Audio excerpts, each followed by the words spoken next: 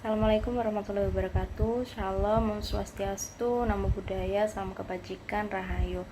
Saya Bella Mayasari, NIM 13122000048. Saya sebagai moderator dalam kelompok 6. Selamat datang dalam diskusi akademik mengenai keputusan Mahkamah Konstitusi nomor 114 garing PUU 23 garing 2025.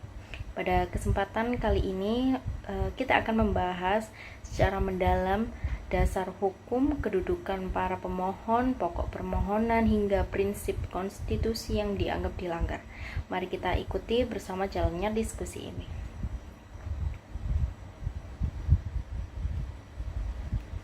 Pertama, kita akan mendengarkan pemaparan dari teman saya, Jessica, yang akan menjelaskan dasar hukum serta kedudukan Mahkamah Konstitusi dalam sistem ketatanegaraan Indonesia.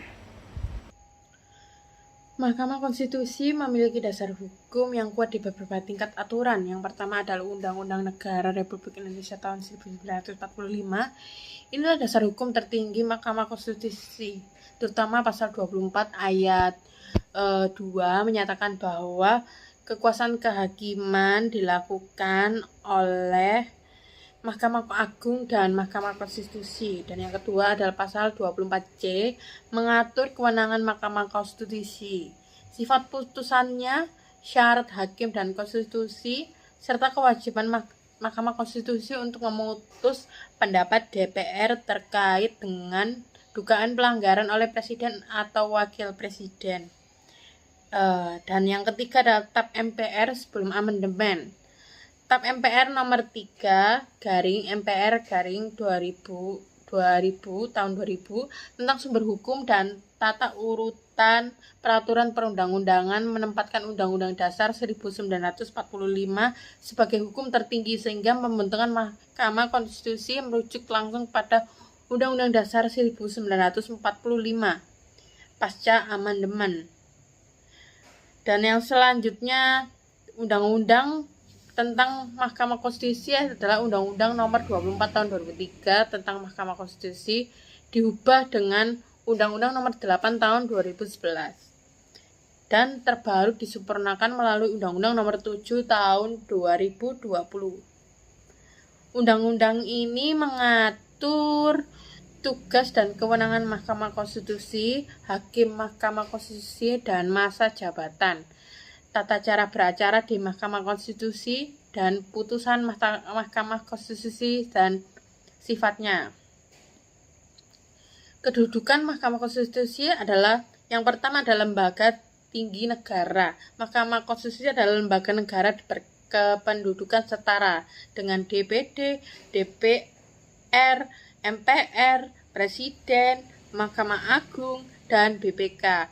Pembentukannya ditentukan langsung oleh Undang-Undang Dasar 1945, sehingga bukan lembaga di bawah Presiden atau Mahkamah Agung.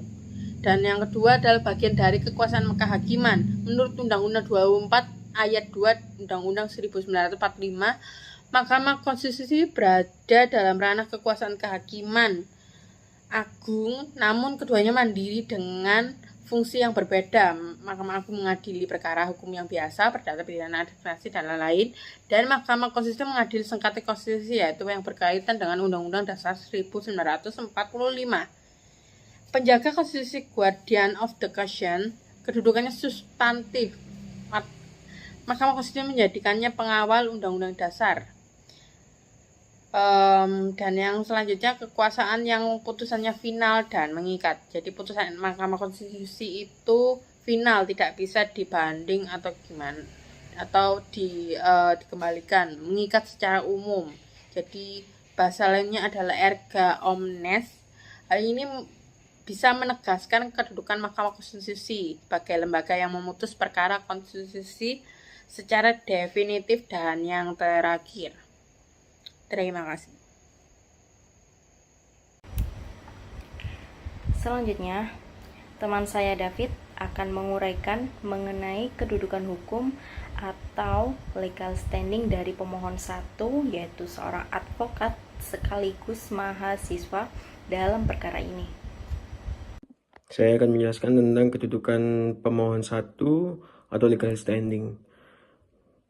Bahwa pemohon satu memiliki hak konstitusional sebagaimana dijamin dalam pasal 28D ayat 1 dan ayat 3 Undang-Undang Negara Republik Indonesia tahun 1945 yang berisi setiap orang berhak atas pengakuan, jaminan, perlindungan, dan kepastian hukum yang adil serta perlakuan yang sama di hadapan hukum. Ayat 3, setiap warga negara berhak memperoleh kesepakatan yang sama dalam pemerintahan. Bahwa pemohon satu adalah perorangan warga negara Indonesia yang berprofesi sebagai advokat dan sering melakukan pendampingan terhadap klien baik di pengadilan maupun di luar pengadilan. Kerugian konstitusional yang dialami oleh pemohon satu adalah keberlakuan frasa atau tidak berdasarkan penugasan dari Kapolri dalam penjelasan pasal 28 ayat 3 Undang-Undang Nomor 2 tahun 2002 telah menimbulkan ketidakpastian hukum karena membuka ruang polisi menjabat atau mendapat penugasan di luar kepolisian tanpa melepaskan statusnya sebagai polisi, sehingga penjelasan tersebut tidak sejalan dengan norma pasal 28 ayat 3 Undang-Undang Nomor 2 tahun 2002. Bahwa pemohon satu sebagai penegak hukum memiliki tugas dan tanggung jawab untuk mengawasi penegak hukum lainnya agar tidak melampaui kewenangan yang diberikan undang-undang. Dalam hal ini, untuk dapat melakukan penegakan hukum yang profesional, maka aparat penegak hukum harus tidak terpengaruh oleh kepentingan lain. Namun hal tersebut tidak dapat diwujudkan jika aparat dimaksud terlibat dalam jabatan di luar kepolisian, sehingga akan mengganggu integritas penyidikan dan penuntutan terhadap klien. Berikutnya, kita akan mendengarkan penjelasan dari teman saya Olive mengenai kedudukan hukum pemohon 2, yaitu seorang warga negara pencari kerja serta relevansinya dalam permohonan uji materi ini. Assalamualaikum warahmatullahi wabarakatuh.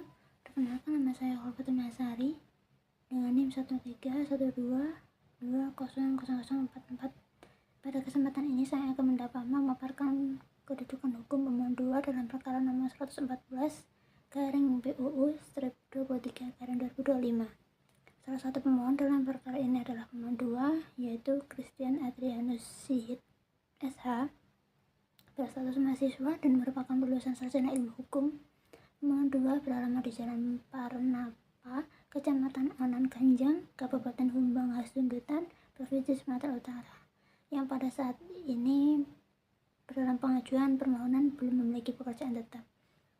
Pemohon 2 mengalami kerugian konstitusional yang aktual dan spesifik akibat berlakunya frasa atau tidak berdasarkan penugasan dari Kapolri dalam penjelasan pasal 28 ayat 3 Undang-Undang Kepolisian. Frasa tersebut memungkinkan anggota Polri aktif menduduki jabatan sipil tanpa harus mengundurkan diri, hanya dengan dalih penugasan Kapolri. Akibatnya, yang pertama, tertutupnya peluang pemohon 2 untuk kompetisi secara adil dan terbuka dalam pengisian jabatan publik, sehingga ia kehilangan hak konstitusional atas kesempatan yang sama dalam pemerintahan, sebagaimana dijamin dalam pasal 28D ayat 3 Undang-Undang 1945. Yang kedua, terjadinya kerugian nyata atau actual loss berupa hilangnya potensi memperoleh penghasilan jenjang karir serta jaminan publik yang seharusnya dapat diikuti oleh warga sipil. Dan yang terakhir, adanya perlakuan diskriminatif karena norma APO memberikan keistimewaan khusus kepada anggota Polri aktif yang bertentangan dengan prinsip persamaan di hadapan hukum yang tercantum dalam pasal 27 ayat 1 junto pasal 28D ayat 1 Undang-Undang 1945. Demikian paparan singkat saya. Terima kasih. Wassalamualaikum warahmatullahi wabarakatuh. Kemudian, teman saya Fahri akan memaparkan pokok permohonan. Lalu ada norma yang diuji serta argumen terkait adanya konflik norma yang menjadi dasar pengajuan perkara. Mahkamah Konstitusi dihadapkan pada dua pilihan. Jika permohonan ditolak, berarti Mahkamah Konstitusi menilai masalahnya terletak pada implementasi, bukan pada norma. Tetapi jika dikabulkan, maka Mahkamah Konstitusi menegaskan bahwa penjelasan pasal itu memang bertentangan dengan prinsip negara hukum dan berpotensi mengembalikan praktik dui fungsi yang tidak sesuai dengan UUD 1945. Dan melalui putusannya, mayoritas hakim Mahkamah Konstitusi akhirnya menyatakan bahwa frasa tersebut tidak memiliki kekuatan hukum mengikat. Artinya, anggota Polri aktif tidak lagi dapat menduduki jabatan di luar institusi kepolisian, kecuali mereka mengundurkan diri atau pensiun sesuai dengan norma pokok undang-undangnya. Alasan berbeda, conferring opinion. Dalam sistem peradilan konstitusi, conferring berfungsi sebagai bentuk transparansi dan akuntabilitas. Publik bisa melihat bagaimana hakim memahami isu secara berbeda-beda.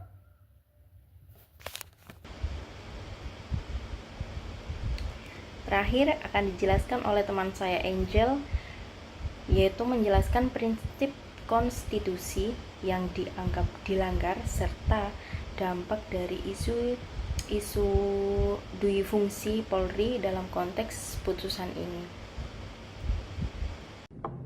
Dalam putusan ini terdapat dua hakim yang menyatakan pendapat berbeda, yaitu Hakim Guntur Hamzah dan Hakim Daniel Yusmik.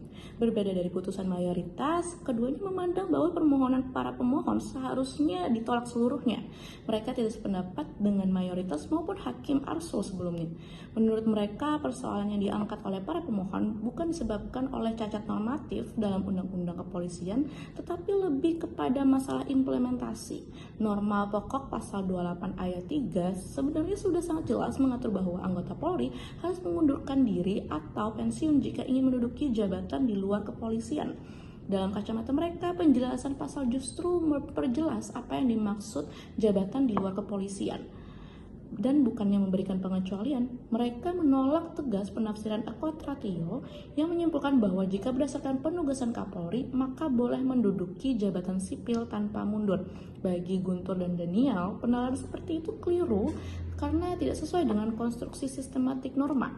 Mereka menilai bahwa fakta di lapangan bahwa banyak anggota Polri aktif menduduki jabatan sipil adalah persoalan pelaksana yang tidak patuh terhadap norma. Itu bukan alasan bagi MK untuk membatalkan norma penjelasan. Dalam pendapat mereka, MK tidak boleh masuk terlalu jauh ke domain pembentuk undang-undang dan harus menjaga sikap judicial restraint bila diperlukan pembatasan lebih lanjut. Hal itu merupakan tugas legislatif. Secara garis besar, posisi dissenting ini adalah norma tidak inkonstitusional, yang salah adalah praktiknya. Perbedaan kedua pendapat ini berakar pada metode interpretasi yang berbeda. Hakim Arsul menggunakan pendekatan purposif, sebuah pendekatan yang memandang tujuan reformasi sebagai landasan utama, sementara Hakim Guntur dan Daniel berpegang pada pendekatan tekstual dan sistematik, yaitu memahami norma dari bunyi pasal dan struktur hukumnya. Selain itu, mereka juga berbeda pandangan tentang sejauh mana MK boleh menilai kualitas teknik legislasi. Arsul berpendapat MK harus aktif mengoreksi norma yang berpotensi menimbulkan kesalahan interpretasi, sementara dissenters menilai MK seharusnya bertindak seolah-olah sebagai pembentuk undang-undang. Perbedaan pendapat dalam putusan ini menunjukkan bahwa isu jabatan sipil bagi anggota Polri bukanlah persoalan sederhana. Ia menyentuh aspek reformasi kepolisian, desain konstitusional, kepastian hukum, dan perimbangan kekuasaan antar lembaga negara. Meskipun pendapatan mayoritas yang mengikat keberadaan concurring dan dissenting opinion memberikan gambaran utuh tentang cara para hakim menimbang isu ini. Pada akhirnya, kedua pandangan menegaskan bahwa reformasi Polri dan kejelasan norma tetap menjadi agenda penting, baik melalui putusan pengadilan maupun melalui reformasi legislasi.